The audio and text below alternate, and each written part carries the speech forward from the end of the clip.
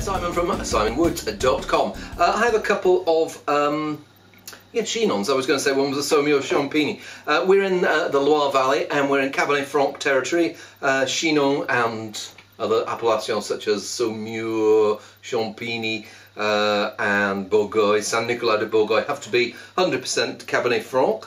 I think some Anjou Reds can put some Cabernet Sauvignon in there, but anyway, the first one we've got, they're both things that you'll find in UK supermarkets. This first one, 2014, Domaine de Rosette, Chinon, give it a whirl, 2014. There's a crisp, juicy, earthy raspberry and cherry character, which is a tasting note that you could probably do for a lot of Loire Cabernet Franc. Here it smells like it's going to be young, crunchy, fresh, appealing, almost a wine that you could even serve slightly chilled. It says serve at room temperature. Don't serve it at room temperature. Our standard room temperature in the UK is like 22 centigrade. No reds should be served at that temperature. That was me on my soapbox. Anyway, get me chops around it. Yeah, there's a juicy, refreshing character about the fruit there. There's this grip, there's acidity that freshens your mouth.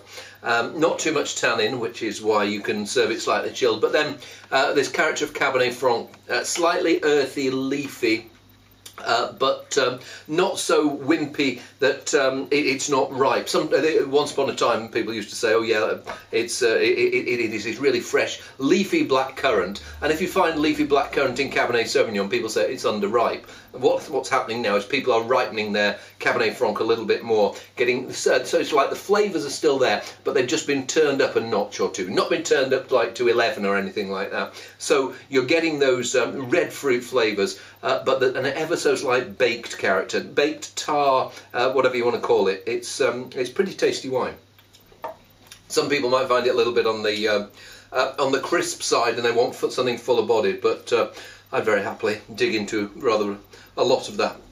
Second wine, Domaine du Colombier, which Sainsbury's has been doing for a long time. This is the 2012 Chinon, again 100% Cab Franc. Let's give it a whirl. Now it's 2 years older. First thing I noticed when I pour it out is it's a paler colour. The first one was like quite a vibrant purple. Here it's more transparent. It looks like they've not done as much extraction of flavour. And when I come to smell it, I'm just having a look whether they put any oak in here. No, not been near a barrel according to the back label, but that doesn't mean it hasn't.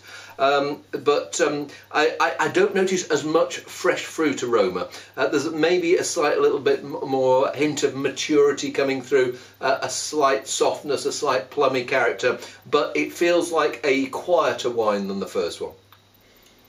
And that's more in the slightly... Well, I was talking about the style of Loire Reds when they were a little bit more shy and leafy. Here, I think we have got something of that character. It's not that it's not nice. I like that little hint of tar that I was getting in the first one, and I like that gentle plum, blackcurrant, slight blackberry fruit coming through.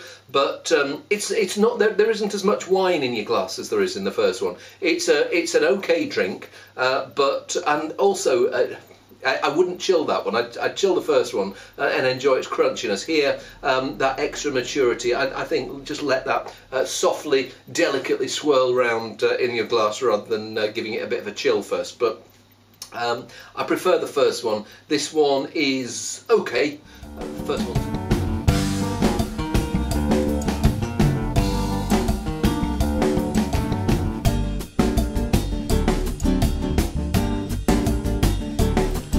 Hi there, Simon from simonwoods.com. 4 sparklers in front of me, 2 champagnes, a cava and a something from Tassie. So the champagnes. First one is Comtesse de Bellefleur Grand Reserve Brut, Pinot Noir 70% and Chardonnay. Let's give it a whirl. Smells quite rounded, rich. There's a slight nuttiness in there. Doesn't smell incredibly complex. Bubbles are quite big, so on the young side. Feels like it's probably going to be one of those ones that's quite young, but has got a reasonably high dosage to round out the gawky edges. Let's try it. It's okay. Slightly flies out of your mouth.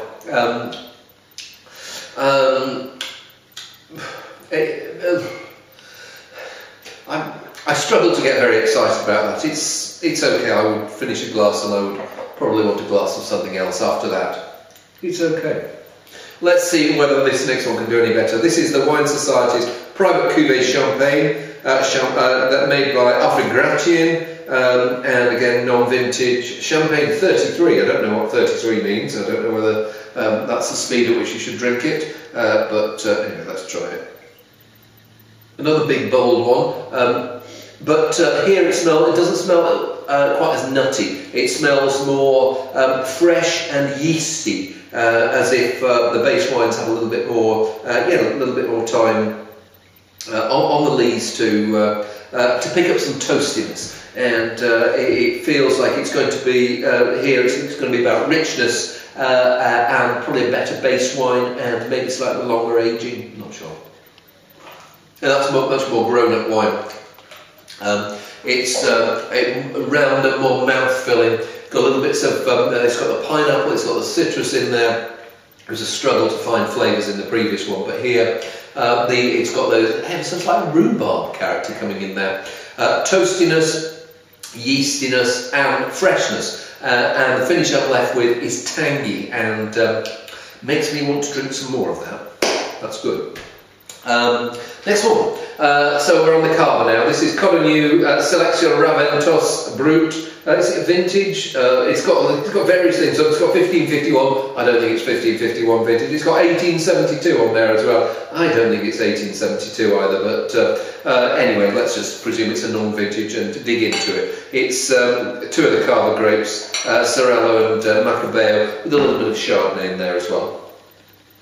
More honeysuckle, toasty, less sprightly fruit, and more of those, the slightly preserved lemon character that I get in a lot of cava. Some toastiness in there. I don't know whether some of the Chardonnay's been aged in a little bit of oak. No, nuts and honey from aging, that's what I'm picking up.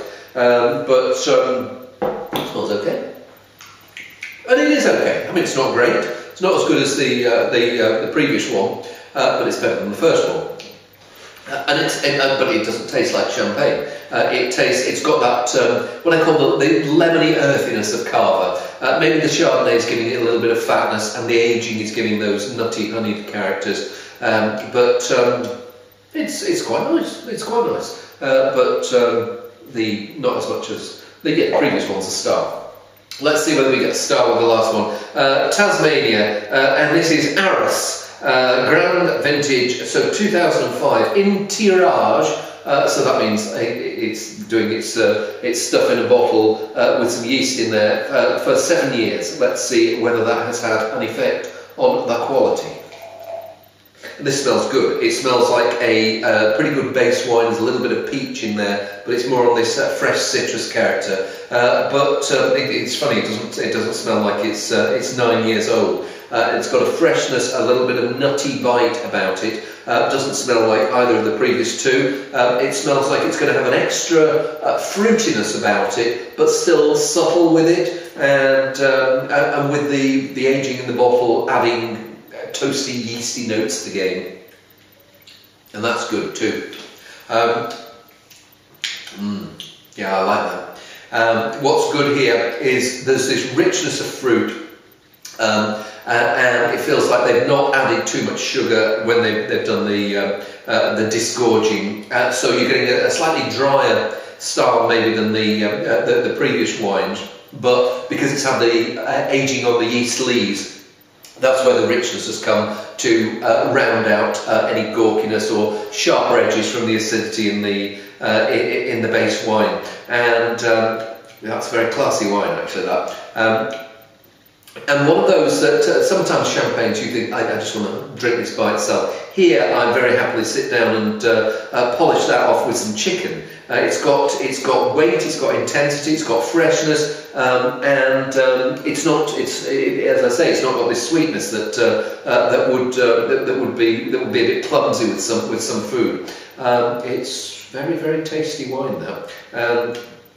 And I've got to taste these again in about an hour with some people, and it'd be interesting to see which of the. I don't think I'll do the first one, but I think I'll do the last three and see which they prefer, because I think there'll be people fighting corners for each of the three of them. Personally, I would put it as the Aris, the Wine Society, and then the Cava, but I'd be very happy with a largish glass of each of them. See you soon.